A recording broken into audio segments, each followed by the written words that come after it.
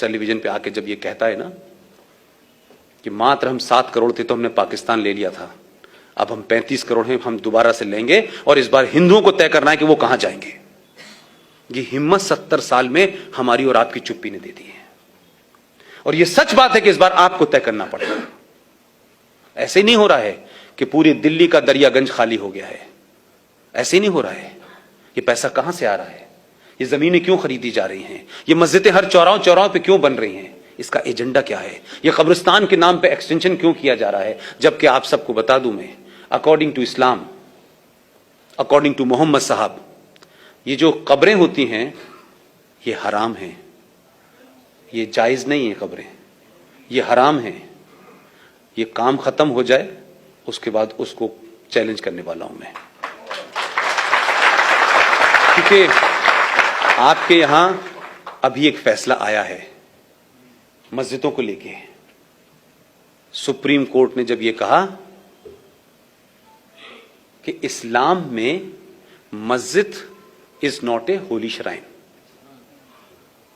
कहा था, लेकिन इससे पहले तो देश में किसी ने पूछा ही नहीं। हम जैसे बेवकूफ कहते थे, लेकिन हमारा उस वक्त तक हम इतने एक्टिव नहीं थे, हम तो स्कूल के दिनों से जानते थे ये बात। लेकिन आप इस बात को देखिए कि यह फैसला भी आ गया कि मस्जिद अल्लाह का घर नहीं है, मस्जिद कोई पवित्र जगह नहीं है, मस्जिद की इक्वलिटी मंदिर से नहीं हो सकती। पूरे सऊदी अरब में जहां मोहम्मद साहब थे, मक्का से मदीना में रोज मस्जिदें बनती हैं। 6 महीने बाद उनको लगता है कि इसको हटा के वहां पे सड़क बना दी जाए, वहां रेस्टोरेंट बना दिया जाए। ओपन होता है, टेलीविजन है, आप सब जानते हैं। लेकिन भारत के मुसलमानों का एजेंडा कुछ और है। वो एजेंडा सिर्फ यह है कि मस्जिद बनाओ, फिर उसकी सेंसिटिविटी क्रिएट करो, फिर उसके अंदर पंचायत करो। और जो कश्मीर में 1990 में हुआ, मुझे नहीं पता आप में से कितने लोग थे, मेरी नई नई पत्रकारिता शुरू हुई थी।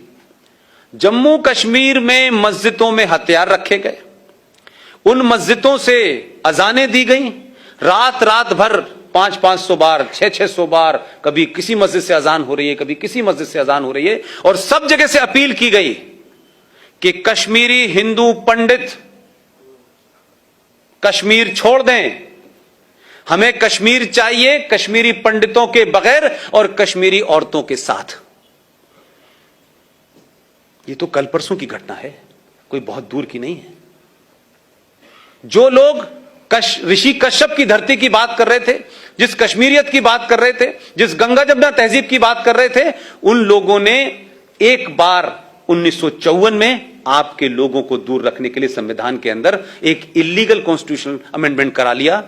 वो लोग 1990 में जब हत्याएं हो रही थी, तो एक केस बता के बताता हूं मैं कि उस धर्म की और उसके मानने वाले लोग कितने रिलीजन ऑफ पीस के लोग हैं, कौन से धर्म से ड्राइव होते हैं, कौन सी आयत से ड्राइव होते हैं। एक महिला, एक टीचर थी, उसने एक बच्चे को स्कूल में पढ़ाया। वो बच्चा बड़ा हो गया, उसे 12th में पढ़ाया।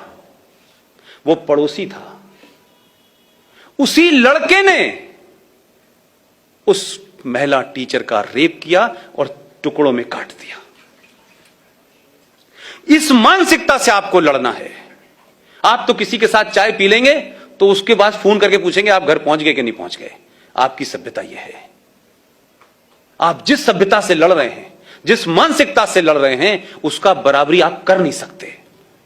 लेकिन उन्होंने होने दिया, सब चुप रहे और यह भी देश को नहीं बताया गया कि यह घटना कब घटी। इस